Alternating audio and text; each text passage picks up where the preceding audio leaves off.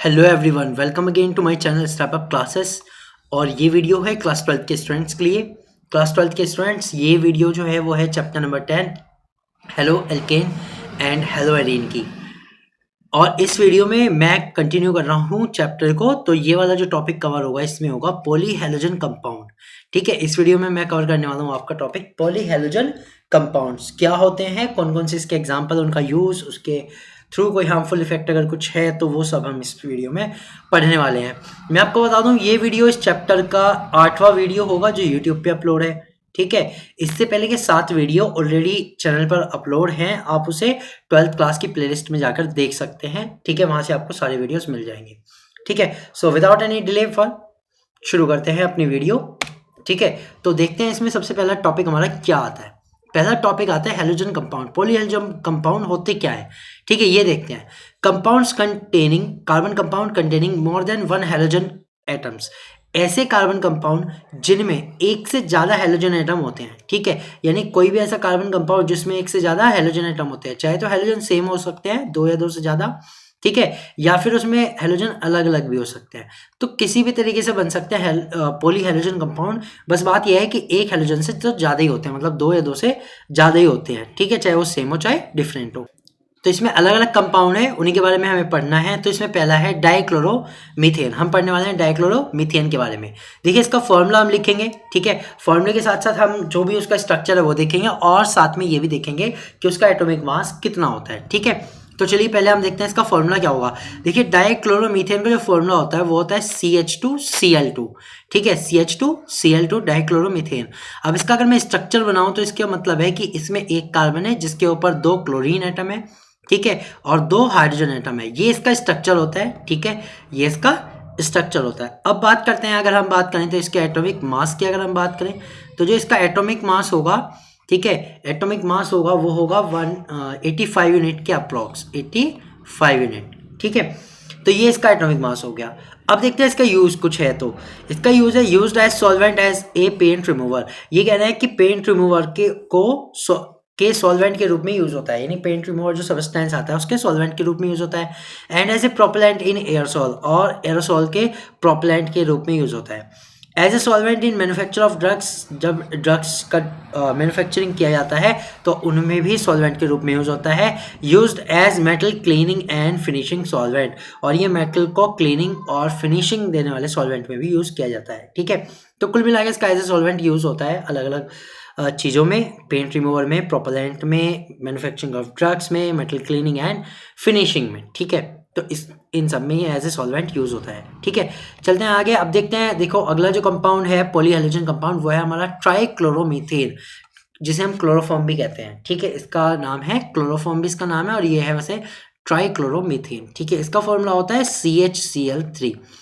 Formula है CHCl3। ठीक है, और इसका अगर मैं एटॉमिक स्ट्रक्चर की बात करूँ, एटॉमिक स्ट्रक्चर अगर हम इसके बनाएं तो इसमें देखिए 3 तो क्लोरीन एटम है और 1 हाइड्रोजन है, वो इस तरह से जुड़े हुए हैं। ठीक है, ओके, तो अगर हम इसके एटॉमिक मास की बात करें तो इसका एटॉमिक मास आप कैलकुलेट कर सकते हैं इजीली। कैसे करेंगे, सबसे पहले रखिए कार्बन का, फिर रखिए 1 हाइड्रोजन का, प्लस 3 इंटू कर दीजिए 35.5, यानी कि 3 क्लोरीन का मास। ठीक है, तो जब आप इसे कैलकुलेट कर लेंगे CHCl3 के एटॉमिक मास को, तो ये आ जाएगा 119.5 यूनिट के अप्रॉक्स। ठीक है, तो ये आंसर आ जाएगा इसका। ओके, चलिए खैर ये तो बात हो गई। अब इसका यूज देखते हैं। Used as a solvent for fats, alkaloids, iodine and other substance. तो ये कह रहे हैं ये सॉल्वेंट के रूप में यूज होता है फॉर फैट्स, यानी फैट्स को घोलने में होता है, अल्कलॉइड को डिसॉल्व करने में होता है, आयोडीन को डिसॉल्व करने में होता है, और कुछ दूसरे सब्सटेंस है उनको डिसॉल्व करने में ये यूज होता है। ठीक है, in production of Freon refrigerant R22। तो ये कहना है फ्रियोन जो रेफ्रिजरेंट है, ठीक है, फ्रियोन क्या होता है, एक्चुअली ये एक सब्सटेंस है, इसी में पॉलीहाइड्रोजन कंपाउंड है, वो भी हम पढ़ेंगे फ्रियोन। और रेफ्रिजरेंट है, रेफ्रिजरेंट होते हैं जो किसी चीज को ठंडा करते हैं, तो उनको बनाने में भी यूज होता है। ठीक है, फ्रियोन रेफ्रिजरेंट R22 को बनाने में यूज होता है। And it is also use as anaesthetic in surgery but replaced by ether. ठीक है, अभी कह रहे हैं ये एनेस्थीसिया के रूप में भी यूज होता है, यानी एनेस्थेटिक ड्रग के रूप में यूज होता है सर्जरी में, लेकिन आजकल इसे रिप्लेस कर दिया गया, किससे, ईथर से रिप्लेस कर दिया गया है। ठीक है, तो क्लोरोफॉर्म का अगर मैं कहूँ, बेहोशी वाली दवाएं जो होती हैं जो सर्जरी के दौरान यूज की जाती है एनेस्थीसिया, उसमें यूज होता था, लेकिन अब इसे ईथर से रिप्लेस कर दिया गया है। ठीक है, ओके, तो ये दो कंपाउंड हो गए। अब इसमें एक और चीज़ खास है कि इसके हार्मफुल इफेक्ट हैं, वो भी देख लेते हैं।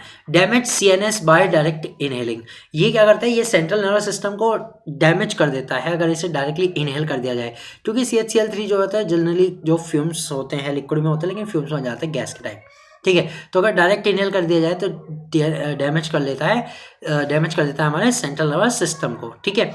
Chloroform in air can expose dizziness, fatigue and headache, ठीक है।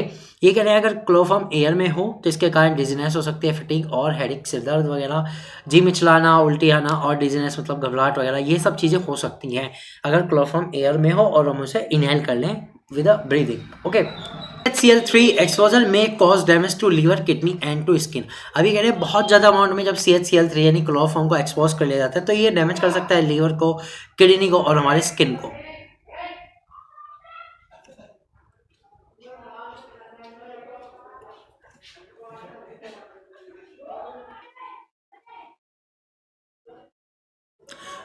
सो जो क्रॉनिक CHCl3 का मतलब है जब बहुत ज़्यादा अमाउंट में CHCl3 यानी क्लोरोफॉर्म को एक्सपोज कर दिया जाता है तो ये डैमेज कर सकता है लीवर को, किडनी को और स्किन को भी ये डैमेज कर सकता है, ठीक है। इसकी एक खास रिएक्शन है, इस चीज़ पर ध्यान दीजिएगा, रिएक्शन पर इंपॉर्टेंट है क्यों, ठीक है। देखिए यहाँ एक ध्यान से सुनिए, chloroform is slowly oxidise by air in the presence of light to an extremely poisonous gas carbonyl chloride known as phosgene. तो ये कह रहे हैं क्लोरोफॉर्म जो होता है धीरे धीरे अगर एयर के प्रेजेंस में उसे रख दिया जाए तो धीरे धीरे ऑक्सीडाइज हो जाता है, ठीक है, into the presence of sunlight. अगर सनलाइट की भी प्रेजेंस और एयर में रख दिया जाए तो ये ऑक्सीडाइज हो जाता है to an extremely poisonous gas, और बनाता है एक बहुत ही जहरीली gas carbonyl chloride known as phosgene, जिसे फॉस्जीन भी कहते हैं, कार्बोनिल क्लोराइड उसका केमिकल नेम है, ठीक है। Therefore it is kept in dark color bottle completely filled so air is kept out। इसलिए हमेशा डार्क कलर की बोतल में रखा जाता है, मतलब कि लाइट ब्राउन, और कांच की बोतल में ब्लैक कलर की, ठीक है, उनमें रखा जाता है so that air is kept out, और ये इसे पूरा फिल कर दिया जाता है ताकि इसमें बिल्कुल भी एयर ना जाए और ऑक्सीडेशन ना हो, ठीक है। तो अगर इसका ऑक्सीडेशन होता है तो रिएक्शन क्या होगी वो देखते हैं, ठीक है। लाइक अगर फॉस्जीन बने तो क्या रिएक्शन होगी, जो CHCl3 है अगर वो ऑक्सीजन के प्रेजेंस में आएगा तो ये कह रहे हैं कार्बोनिल क्लोराइड बनाएगा। कार्बोनिल क्लोराइड का फॉर्मूला होता है COCl2, ठीक है, COCl2 कार्बोनिल क्लोराइड, और यहाँ बनेगा 2HCl हाइड्रोक्लोरिक एसिड। ये जो CaCl2 है इसका नाम है कार्बोनिल क्लोराइड, ओके। और ये जो गैस है वो बहुत ही ज़्यादा एक्सट्रीमली पॉइजनस है, इसका नाम है फॉस्जीन, इसे कहते हैं फॉस्जीन कहते हैं, ठीक है, और ये बहुत ज़्यादा पॉइजनस गैस है। तो ये था क्लोरोफॉर्म का स्लो ऑक्सीडेशन, ठीक है। चलते हैं आगे, अगला टॉपिक आता है आयोडोफॉर्म। आयोडोफॉर्म क्या है, कैसे यूज होता है ये देखते हैं, ठीक है। आयोडोफॉर्म का फॉर्मूला होता है CHI3, ठीक है, जैसे क्लोरोफॉर्म का CHCl3 था, इसका है CHI3 आयोडोफॉर्म, ओके। इसमें क्या होता है, इसमें 3 आयोडीन लगे होते हैं एक कार्बन पर, ठीक है, और साथ में एक होता है हाइड्रोजन, ओके। ये इसका फॉर्मूला हो गया और ये इसका स्ट्रक्चर हो गया, ठीक है। अब इसके अगर एटॉमिक मास की बात करूँ तो एटॉमिक मास इसका आप इजीली निकाल सकते हैं, जैसे हमने अभी CHCl3 का निकाला उसी तरह से इसका निकाल सकते हैं, ठीक है। तो इसका जो एटॉमिक मास आता है लगभग आता है 394 यूनिट, 394 यूनिट आता है, ओके। अब इसका यूज देखते हैं। इट वॉज यूज आयोडीन का, आयोडोफॉर्म का यूज क्या होता है, okay. It was used earlier as antiseptic, but the antiseptic property are due to the liberation of free iodine। ठीक है ना, ये पहले एंटीसेप्टिक के रूप में यूज होता था, ठीक है, जैसे कोई चोट लग जाती है उसके ऊपर जो लिक्विड लगाते हैं ना एंटीसेप्टिक लिक्विड, उसके रूप में यूज होता है, but the antiseptic property are due to liberation of free iodine. लेकिन जो इसकी एंटीसेप्टिक प्रॉपर्टी थी वो किस कारण थी, वो थी फ्री आयोडीन के कारण, क्योंकि फ्री आयोडीन यानी आयोडीन को एज ए अलग से एटम के रूप में रिलीज कर सकता था, and not due to iodoform itself, जबकि खुद पूरे आयोडीन के कारण नहीं थी, केवल इसलिए थी क्योंकि आयोडीन को रिलीज कर सकता है इसके कारण। ड्यू टू ऑब्जेक्शनेबल स्मेल, इसकी स्मेल के कारण, इसकी ऑब्जेक्शनेबल स्मेल के कारण it has been replace by other formulated containing iodine. तो इसको हटा दिया गया दूसरे आयोडीन कंटेनिंग एंटीसेप्टिक लिक्विड के साथ, ठीक है, तो इसे रिप्लेस कर दिया गया, मतलब अब ये यूज़ नहीं किया जाता, ठीक है। तो इस तरह से हमने देखा कि अभी तक 3 पॉलीहेलोजन कंपाउंड हो चुके हैं। पॉलीहेलोजन कंपाउंड मतलब जिसमें 2 या 2 से ज़्यादा हेलोजन्स होते हैं, सेम टाइप के हो सकते हैं, अलग अलग टाइप के हो सकते हैं। जनरली जितने अभी तक आए हैं वो सभी अभी सेम वाले ही आ रहे हैं, ठीक है। एक और है ये वाला 4th नंबर कार्बन टेट्राक्लोराइड, ये भी सेम टाइप का है, इसमें जो है कार्बन है और साथ में टेट्राक्लोराइड मतलब 4 क्लोराइड है, तो इसका फॉर्मूला होता है CCl4, ठीक है। इसे टेट्राक्लोरोमीथेन भी आप बोल सकते हो। इसका स्ट्रक्चर कुछ इस तरह से बनेगा, यानी एक कार्बन पे 4 Cl कंपाउंड है, क्लोरीन कंपाउंड है, ठीक है।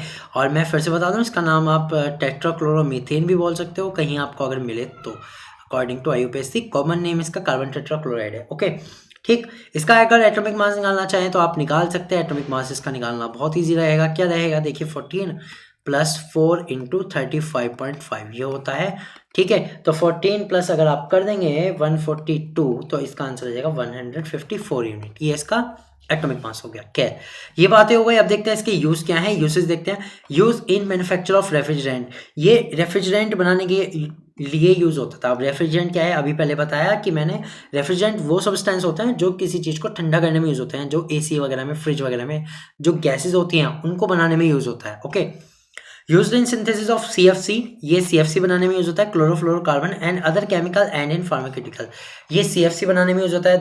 दूसरे और केमिकल बनाने में यूज होता है जिसमें हेलोजन वगैरह चाहिए होती हैं, और ये फार्मास्यूटिकल कंपनी में भी यूज होता है, मतलब मेडिसिन बनाने में उनमें भी यूज होता है। Okay, it is used as solvent and as cleaning fluid and as fire extinguisher, तो ये सॉल्वेंट के रूप में यूज होता है। सॉल्वेंट मतलब काफ़ी सारे जो सोल्यूट है उनको डिजोल्व करने में। As a cleaning fluid, cleaning fluid मतलब कि सफाई का जो लिक्विड होता है उसको बनाने में। And as a fire extinguisher, और आग बुझाने वाले सॉल्वेंट के रूप में भी ये यूज़ होता है। तो काफ़ी सारे इसके यूज़ हैं बहुत अच्छे से, रेफ्रिजरेंट बनाने में, CFC बनाने में, केमिकल्स में, फार्मास्यूटिकल कंपनी में, क्लीनिंग फ्लूइड में और फायर एक्सटिंग्विशर में भी ये यूज़ होता है। ठीक है, तो इन सब चीज़ों को याद रखिएगा। ठीक है, इसके हार्मफुल इफेक्ट हैं कुछ, वो देख लेते हैं। इट कॉजेज लीवर कैंसर, इसके कारण क्या होता है, लीवर कैंसर हो सकता है।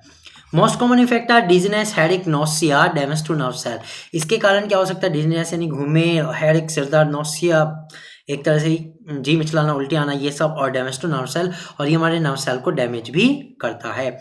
In severe cases these effect can lead to coma, unconsciousness और डेथ। सीवर केस अगर हो जाए, मतलब कि बहुत ज़्यादा अमाउंट में अगर कोई इनहेल कर ले, बहुत ज़्यादा अमाउंट में इनटेक कर ले, तो उसके कारण कोमा भी हो सकता है। ठीक है, अनकॉन्शियसनेस भी हो सकती है, ये भी कोमा है, एक तरह से पैरालिसिस कह सकते हैं, और डेथ, और इसके कारण मृत्यु भी हो सकती है। Exposure to CCl4 can take heart beat irregular और स्टॉप, ये कहते हैं अगर CCl4 को डायरेक्टली एक्सपोज कर लिया जाए, मतलब बहुत ज़्यादा अमाउंट में डायरेक्टली इनटेक कर लिया जाए, तो क्या होगा, इसके कारण हार्ट बीट जो है वो इरेगुलर हो सकती है, यानी जो दिल की धड़कन है वो रुक भी सकती है, इरेगुलर तरीके से चल सकती है, कम ज़्यादा इस तरह से हो सकती है। And also it may irritate to eyes on contact, और ये आंखों में भी बहुत ज़्यादा इरिटेशन कर सकता है, जलन कर सकता है, आंखें लाल हो जाती हैं, ये सब इसके कॉन्टैक्ट में आने से होता है, CCl4 के, कार्बन टेट्राक्लोराइड के। It damage to ozone layer when expose to air, और इसका सबसे हार्मफुल इफेक्ट यही है कि ये ओजोन लेयर को भी डैमेज करता है व्हेन एक्सपोज टू एयर, जब ये एयर में रिलीज हो जाता है। ठीक है, तो इसके काफ़ी सारे हार्मफुल ही इफेक्ट हैं कार्बन टेट्राक्लोराइड के। ओके, सो चलते हैं अब आगे देखते हैं। अगला है फ्रीऑन। अब देखिए यहाँ से जो कंपाउंड शुरू हो रहे हैं फ्रीऑन, ये अगर मैं कहूँ ये पॉली हेलोजन के साथ साथ ना इसमें मल्टी हेलोजन भी आप कह सकते हो। ठीक है, पॉली हेलोजन के साथ साथ ये और क्या है, ये मल्टी हेलोजन है, इसमें दो तरह के हेलोजन एक साथ हैं। ठीक है, तो इसको हम मल्टी हेलोजन भी बोल सकते हैं अपनी ओर से। ओके, तो इसका अब देखते हैं पहले फॉर्मूला क्या होता है, इसका फॉर्मूला देख लेते हैं। इसका फॉर्मूला होता है CF2Cl2, ये इसका फॉर्मूला है। ओके, तो इसका स्ट्रक्चर अगर हम बनाएं तो ये होता है CF2, यानी कि 2 फ्लोरीन और 2 ही क्लोरीन इस पर अटैच होते हैं, ये होता है इसका फॉर्मूला फ्रीऑन का, CF2Cl2। ठीक है, तो ये इसका फॉर्मूला हो गया। अब अगर मैं इसके नाम की बात करूं तो इसका नाम क्या होगा, इसका नाम होगा डाइफ्लोरो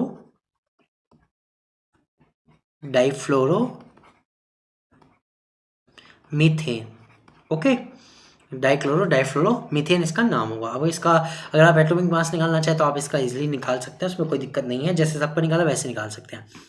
अब ये होते क्या है, chlorofluorocarbon compounds of methane and ethane are collectively called freon. तो ये कह रहे हैं इथेन और मीथेन के क्लोरोफ्लोरोकार्बन, यानी एक ही जब कंपाउंड में दोनों आ जाए, क्लोरो भी और फ्लोरो भी, उनका जो कलेक्टिव, उनका जो एक कलेक्शन है उनको फ्रीऑन कहा जाता है, मतलब उन सबको मिला के जो बनता है उसे फ्रीऑन कहा जाता है। यानी फ्रीऑन जो है जनरली ये मैं नहीं कह सकता कि यही एक है, इसमें मिक्सचर भी इसका फ्रीऑन कहलाएगा। दे आर स्टेबल, ये स्टेबल होते हैं, नॉन रिएक्टिव होता है, नॉन कोरोसिव होता है, एंड इजीली लिक्विफेबल गैस। तो और इजीली लिक्विफेबल मतलब लिक्विड में की जा सकने वाली गैस है जो लिक्विड में बदली जा सकती है। ओके, स्टेबल है, नॉन रिएक्टिव है, नॉन कोरोसिव है। ठीक है, ये सब भी इसकी प्रॉपर्टी है। फ्रीऑन 12 CCl2F2, ठीक है, ये जो मैंने अभी बताया CCl2F2 is one of the most common freon in the industrial use. ये सबसे ज़्यादा इंडस्ट्रियल यूज में यूज की जाने वाली फ्रीऑन है जो इंडस्ट्री में यूज की जाती है। ठीक है, इसका यूज देखते हैं, यूज कहाँ कहाँ होता है इंडस्ट्री में। It is used in aerosol propellant, ये एरोसोल प्रोपेलेंट में यूज होती है, रेफ्रिजरेशन में यूज होती है, यानी कि वही जो चीज़ों को ठंडी करता है उन सब्सटेंस को बनाने में, एयर कंडीशनिंग प्रोसेस और एयर कंडीशनिंग प्रोसेस में, क्योंकि एयर भी क्या करते हैं, रेफ्रिजरेंट का ही काम करता है एयर कंडीशन। ठीक है, तो उन सब में ये यूज होती है। हार्मफुल इफेक्ट देखते हैं, it damage to ozone layer. ये सबसे ज़्यादा इसका हार्मफुल इफेक्ट क्या है कि ये ओजोन लेयर को डैमेज करती है। बाकी ये स्टेबल है, नॉन रिएक्टिव है, नॉन कोरोसिव है, तो वो ज़्यादा कोई डैमेज नहीं करती, लेकिन ओजोन लेयर को डैमेज जरूर कर देती है, क्योंकि it can reduce the free chlorine. ये भी फ्री क्लोरीन के जो एटम है उन्हें बना सकती है, जो कि ओजोन लेयर को डैमेज करते हैं। ठीक है, so it damage to ozone layer freon.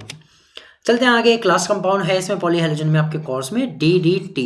ठीक है, अब DDT है, इसका नाम क्या है, इसका नाम है पैरा पैरा डाइक्लोरो डाइफिनाइल ट्राइक्लोरोइथेन। बड़ा सा नाम है लेकिन इजीली याद कर लो, डाइक्लोरो D, डाइफिनाइल का D एंड ट्राइक्लोरोइथेन का T। ठीक है, ये है इसका नाम DDT। इसका जो अगर हम फॉर्मूला देखें तो फॉर्मूला तो बहुत बड़ा होगा, इसका स्ट्रक्चर देख लेते हैं हम यहाँ पे। ठीक है, इसका स्ट्रक्चर देख लेते हैं, स्ट्रक्चर में हम इसको कैसे बनाएंगे। ठीक है, तो इसका स्ट्रक्चर होता है कि 2 कार्बन है क्योंकि एथेन है। ठीक है, और एक कार्बन पे क्या रहा है, 3 क्लोरीन है, ट्राइक्लोरो है। अब दूसरे कार्बन पे डाइक्लोरो डाइफिनाइल है, यानी कि एक फिनाइल के साथ एक क्लोरीन है और इसी फिनाइल के साथ एक और क्लोरीन है, तो ये इसका स्ट्रक्चर बनता है। ठीक है, DDT का, डाइक्लोरो डाइफिनाइल ट्राइक्लोरोइथेन। ठीक है, ये इसका स्ट्रक्चर है। ओके, अब इसका यूज देखते हैं, यूज क्या होता है। Used as an effective insecticide for mosquito, flies and crop pest. ये कहने एक इंसेक्टिसाइड के रूप में यूज होता है या पेस्टिसाइड के रूप में भी आप इसे कह सकते हो। मॉस्किटो के लिए इंसेक्टिसाइड के रूप में यूज होता है, फ्लाइज के लिए यानी कि मॉस्किटो को मार सकता है, फ्लाइज मक्खियों को भगा सकता है, क्रॉप पेस्ट और जो फसल में लगने वाले पेस्ट हैं जैसे कि आप कहें रेट हो गया, चूहा, ठीक है, स्क्विरल, गिलहरी, उन सब के को भगाने में या उन सबको मारने में भी यूज़ होता है। पेस्टिसाइड के रूप में भी इसे यूज़ करते हैं। यूज एज एंटी मलेरियल, ये एंटी मलेरियल के रूप में यूज़ होती है DDT। ठीक है, यानी कि मलेरिया की जो दवाई है उसको बनाने में यूज़ होती है, ये एंटी मलेरियल है। ओके, चलते हैं आगे, आप देखते हैं इसका इन्वायरमेंटल इम्पैक्ट। इसके लिए इन्वायरमेंट इम्पैक्ट है ये आपसे पूछे जा सकते हैं एग्जाम में। ठीक है, इन्वायरमेंटल इम्पैक्ट क्या होंगे। It is non-biodegradable and its residue accumulate in environment a cause of danger। ये कह रहा है ये नॉन बायोडिग्रेडेबल है। ठीक है, और इसके जो रेजिड्यू हैं, जो इसके तत्व हैं, जो एलिमेंट्स हैं, वो बने रह सकते हैं एनवायरनमेंट में, जिसके कारण एक बहुत बड़ी खतरे की निशानी होती है, क्योंकि नॉन बायोडिग्रेडेबल है। ऐसे प्लास्टिक की तरह, मतलब ये खत्म नहीं होता नेचर में खुद से। It is not metabolised by system, ये सिस्टम में मेटाबोलाइज्ड भी नहीं होता, यानी कि इसे पचाया भी नहीं जा सकता सिस्टम के अंदर। And get deposited on the tissue that raises the alarming danger, और ये टिश्यू में डिपॉजिट हो जाता है, इकट्ठा हो जाता है, जिसके कारण बहुत ज़्यादा खतरा बनता है। It is highly toxic to fishes, और ये मछलियों के लिए बहुत ज़्यादा जहरीला होता है। तो ये इसके हार्मफुल इफेक्ट थे। इन्वायरमेंटल इम्पैक्ट भी थे इसके कारण, इन्वायरमेंट पे क्या इफेक्ट पड़ता है ये भी हमने पढ़ा। तो इसी के साथ जो मेरा चैप्टर था और इसकी लास्ट वीडियो थी, वीडियो नंबर 8, और ये जो चैप्टर है ये हो चुका है कंप्लीट। ठीक है, आप मेरे साथ बने रहे, आपने मेरी सारी वीडियोस देखी, और अगर चैनल अच्छा लगा हो तो प्लीज़ सब्सक्राइब कर देना। ठीक है, सभी वीडियोस को देखने के लिए आपका थैंक यू। मैं मिलूंगा आपसे अगली वीडियो में, बाय।